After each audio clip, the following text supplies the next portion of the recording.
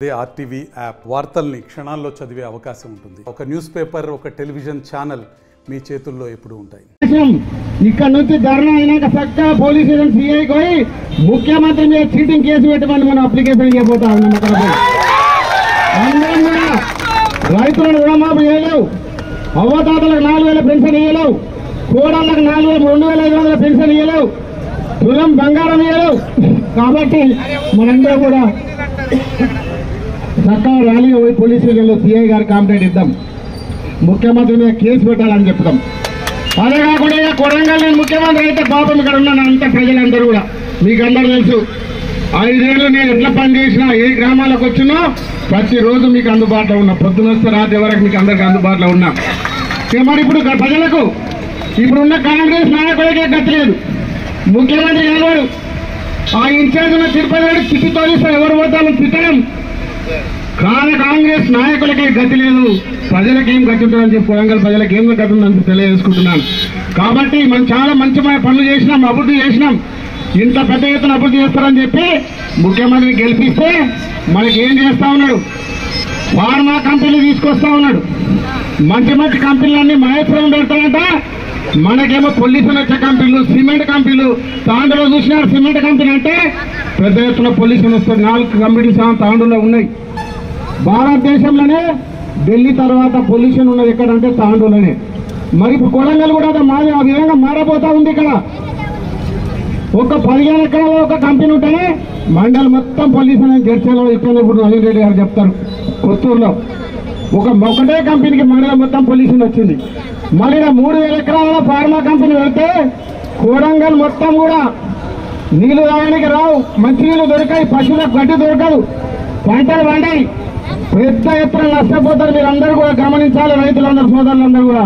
Pharma company ఒకవేళ పెడితే కొడంగల్ మొత్తం శ్మశానంగా మారిపోతామని చెప్పి మీకు అందరూ కూడా తెలియజేసుకుంటున్నాను. తీవ్రంగా అడ్డుకోవాలి, వాటిని మనం అందరం కూడా అడ్డుకుంటాం, మీ ఎంబడి కూడా పోరాటం చేస్తాం. అదేవిధంగా ఇప్పుడు పాలమూరు రంగారెడ్డి చూసినారు మీరు, పెద్ద ఎత్తున పనులు మొదలైపోయినాయి. 80% పనులు కంప్లీట్ చేసినాం. అక్కడ కరువైన రిజర్వాయర్ కట్టినాం, అన్ని రిజర్వాయర్లన్నీ కంప్లీట్ చేసుకొని ఈ ఎన్నికలైన తర్వాత కాలువలు పిలిచి టెండర్ పిలిచి కాలువలు తగ్గి కొడంగల్ నిలిద్దామని గౌరవ మాజీ ముఖ్యమంత్రి కేసీఆర్ గారు ప్రారంభించినాడు. ఒక 3-4 వేల కోట్లతో అయితే కాలువలు అయిపోతాయి. దానిలో మనకు వచ్చేది కొడంగల్కి ఎంత అంటే 1,49,000 ఎకరాలకు నీళ్లు వచ్చేది ఉండే పాలమూరు రంగారెడ్డి ద్వారా. అత్యధికంగా నీళ్లు కొడంగల్ మహబూబ్నగర్ జిల్లాలో మనకే వస్తుండే, కానీ కక్షతో దాన్ని ఆపేసినారు. పాలమూరు రంగారెడ్డి కట్టొద్దు, కేసీఆర్ పేరు వస్తుంది, దాన్ని పక్కన పెట్టి కొడంగల్ నారాయణపేట ఎత్తిపోతామని కొత్తగా పెట్టుకున్నాడు. 4,000 కోట్లు అని చెప్పి కొత్తగా పెడితే మాకు ఆనికేసుకు వచ్చే ఎంత అంటే మొత్తం అన్ని మండలాలు కలిపి 40,000 ఎకరాలు. 1,49,000 ఎకరాలు ఎక్కడ, 40,000 ఎకరాలు. మీరు అందరూ ఆలోచించాలి. ఏ మండలానికి కూడా ఒక 10,000.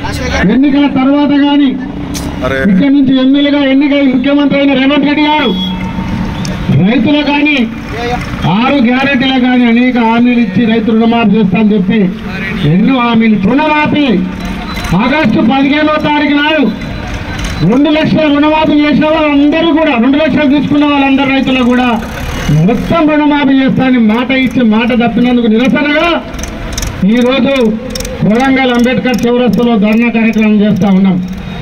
ఈ కార్యక్రమానికి ఉమ్మడి మహబూబ్నగర్ జిల్లా స్థానిక సంస్థల ఎమ్మెల్సీ గౌరవనీయులు నవీన్ కుమార్ రెడ్డి గారు, గౌరవ మండల పార్టీ అధ్యక్షులందరికీ, గౌరవ ఎంపీపీలు, మాజీ ఎంపీపీలు, మాజీ వైస్ ఎంపీపీలు, డిప్యూటీసీలు, గౌరవ సర్పంచులు, ఎంపీటీసీలు అందరూ కూడా ఇక్కడికి వచ్చిన రైతు సోదరులకు, బీఆర్ఎస్ పార్టీ కుటుంబ సభ్యులకు అందరూ కూడా పేరు పేరు నమస్కారం, ధన్యవాదాలు తెలియజేసుకుంటున్నాను.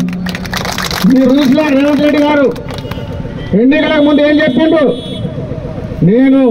మీరందరూ రైతులంతా పోయి 2 లక్షల రుణాలు తెచ్చుకోండి, కేసీఆర్ గారు రుణమాఫీ చేస్తలేడు, అధికారంలోకి వచ్చిన వెంబడే డిసెంబర్ 9 తారీఖు నాడే మొత్తం రుణాలన్నీ మాఫీ చేస్తా, ఎవరంటే బ్యాంకులో తెచ్చుకోండి అని చెప్పి రైతులు చెప్పినారు. పాపం రేవంత్ రెడ్డి మాటలు నమ్మినారు. ఇక రేవంత్ రెడ్డి చెప్తున్నాడు కదా అని చెప్పి రైతులంతా పోయి బ్యాంకులో పోయి రుణాలు తెచ్చుకున్నారు. ఒక్కొక్కరు 2-3 రుణాలు తెచ్చుకున్నారు. ఒక్కొక్క ఇంట్లో కూడా 2 కూడా, 2 ఉన్నాయి, 3 ఉన్నాయి. ఆయన మాటలు నమ్మిపోతే ఎన్నికలప్పుడు ఏం చెప్పిండు, ఎన్నికలైన తర్వాత మొట్టమొదట ముఖ్యమంత్రి గారు అన్నాడే మేమంతా లెక్క చేసినాం, 46,000 కోట్లు అవుతుంది రైతులకు అందరు కూడా అని చెప్పినాడు మొట్టమొదట. తర్వాత ఏం చెప్పినాడు ఎన్నికలప్పుడు 46,000 కోట్లు కాదు 40,000 కోట్లు అవుతాయని చెప్పినాడు. సెకండ్ టైం చెప్పినాడు. మళ్ళా క్యాబినెట్ మీటింగ్ పెట్టుకొని మళ్ళీ ఏం చెప్పినారు 31,000 కోట్లు అవుతుందని చెప్పినారు. మొన్న ఖమ్మం సభలో చెప్పి నేను 17,000 కోట్లు మొత్తం రైతుల అకౌంట్లో జమ చేసి రుణాలు మొత్తం మాఫ్ చేసినా ఏ హరీష్ రావు ఎక్కడున్నావు రాజీనామా చేస్తావా ఏట్లా దుంకుతావా అన్నాడు. ఈ సన్యాసి ముఖ్యమంత్రిని అడుగుతున్నా రాజీనామా ఎవరు చేయాలి? హరీష్ రావు చేయాలా? కొడంగల్ అంబేద్కర్ చౌరస్తాకి సవాల్ చేస్తున్నా నీకు దమ్ము ధైర్యం ఉంటే కొడంగల్ ఒక గ్రామానికి రా, గ్రామ సభ పెడదాం. మేము కూడా గ్రామ సభకు వస్తాం. ఆ గ్రామంలో ఎంతమంది రైతులు రుణాలు తీసుకున్నారు, ఎంతమందికి మాపు అయింది, ఎంతమందికి మాపు కాలేదు ఒక్క గ్రామం తీసుకుందాం. ఇప్పుడు రుద్దారం గ్రామం ఉన్నది 3,300 మంది రైతులు రుణాలు తీసుకున్నారు. రుద్దారంలో 1,700 మాపు అయినాయి. 1,790 మందికి ఇంకా మాఫీ కావాల్సి ఉన్నది. నిన్న కోర్టులో లెక్కలన్నీ తీసుకుపోయి కేటీఆర్ దగ్గర కూర్చొని తెలంగాణ భవన్లో చెప్పినాం కొడంగల్ గురించి. కోసి ఉమ్మడి మండలంలో 20,300 మంది రైతు రుణాలు తీసుకున్నారు. 300 మంది రైతు రుణాలు తీసుకున్నారు. అందులో మాఫీ చేసింది ఎంతంటే 8,700 చేసినారు. 11,300 ఇంకా మాఫీ చేయాల్సి ఉంది. అంటే 35%, 36% రుణమాఫీ చేసినాడు. కానీ మొత్తం మాఫీ చేసినా ఇక హరీష్ రావు రాజీనామా చేయాలి, ఏట్ల దుంకాలన్నాడు. ఇప్పుడు ఎవరు దుంకాలి? ఏట్లా రేవంత్ రెడ్డి దుంకాలా హరీష్ రావు దుంకాలా? ఎవరు రాజీనామా చేయాలి? రేవంత్ రెడ్డి రాజీనామా చేయాలి. సిగ్గు చేరం ఉంటే కొడంగల్ ప్రజలకు క్షమాపణ చెప్పాలి. ముక్కు రాయాలి. అంబేద్కర్ చౌరస్తాల ముక్కు నేలకు రాసి క్షమాపణ చెప్పాలి రైతు రుణమాఫీ చేయకపోతే. అదే కాకుండా ఈరోజు 6 గ్యారంటీలు అన్నాడు. ఎవరికైంది? అవ్వదాతలకు మీకు 2,000 వస్తున్నాయి, మా గవర్నమెంట్ వస్తే మీకు 4,000 ఇస్తామని చెప్పింది అవ్వదాతలకు. ఈరోజు ఆ కోడళ్ళకేమో 2,500 ఇస్తాడు, అత్తలకు 4,000 ఇస్తాడు. అదే కాకుండా ఈరోజు కేసీఆర్ గారు ₹1,00,000 ఇస్తున్న కళ్యాణ లక్ష్మి షాదీ ముబారకు నేను తులం బంగారం ఇస్తాను. తులం బంగారం ఎక్కడ పోయింది? 4,000 రూపాయల పెన్షన్ ఎక్కడ పోయింది? కేసీఆర్ కిట్ ఎక్కడ పోయింది? ఈ విధంగా మభ్యపెట్టి 6 గ్యారెంటీలు అని చెప్పి మోసం చేసి మభ్యపెట్టి ఈరోజు అధికారంలోకి వచ్చిన తర్వాత రైతులకు వేసింది మొత్తం 7,000 కోట్లే. 17,000 కోట్లు అని చెప్పింది ఖమ్మంలో. కానీ అక్కడ ఉన్నటువంటి మంత్రులు ఒకటి మాట్లాడతారు. ముఖ్యమంత్రి నిన్ననే ఉత్తమ్ బట్టి విక్రమార్క చెప్పినారు మేము జమ చేసింది 7,000 కోట్లు, ఇంకా 10,000 కోట్లు జమ చేయాలని చెప్పినాడు. ఆయన వేసింది ఎంత అంటే ఇప్పటి వరకు వేసింది 7,000 కోట్లే రైతులకు రుణమాఫీ చేసినాడు. 46,000 కోట్లు ఎక్కడ, 7,000 కోట్లు ఎక్కడ, ఇంకా ఈ మిగిలిపోయిన డబ్బులన్నీ వేస్తే తప్ప రైతుల రుణాలు మాఫీ కావు. నేను ఇలా కోరిక చెప్పినాం. నీ కాన్స్టిట్యూషన్ బయట లెక్కలన్నీ బయట పెట్టినాం. కోరిక మండలనే 12,000 మందికి ఇంకా బాకీ ఉన్నారు. ఇప్పుడే చెప్పినారు ఈ 4 మండలాలకు సంబంధించి 52,000 మంది రుణాలు తీసుకుంటే చేసింది 18,000, ఇంకా 32,000 మందికి ఇక్కడ రుణాలు మాఫీ కావాల్సి ఉంది. కొడంగల్ లెక్క చెప్తాను నీకు ఎక్కడో కాలేగా. పెద్ద మాటలు. కేసీఆర్ సన్యాసి అంటాడు, హరీష్ రావు సన్యాసి, దుంకలు పెట్టాడు. ఎవరు సన్యాసి? రుణమాఫీ చేయనందుకు ముఖ్యమంత్రి సన్యాసి తప్ప నువ్వు చేసే వరకు వదిలిపెట్టాం. రైతుల తరఫున 6 గ్యారెంటీలు అమలు చేసే వరకు రైతుల తరఫున పోరాటం చేస్తూనే ఉంటాం. నీవు నీ మేలు వంచి ఇచ్చిన హామీలన్నీ అమలు చేపిస్తామని తెలియజేసుకుంటున్నాను.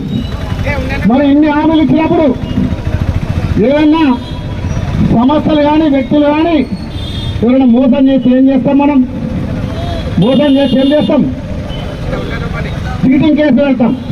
మరి ఇప్పుడు ముఖ్యమంత్రి మీద ఏం పెట్టాలి? మనం రుణమాఫీ చేయలే, 6 గ్యారెంటీలు అమలు చేయలే. అందుకే మనం అందరం ఇప్పుడు అప్లికేషన్ రాసినాం.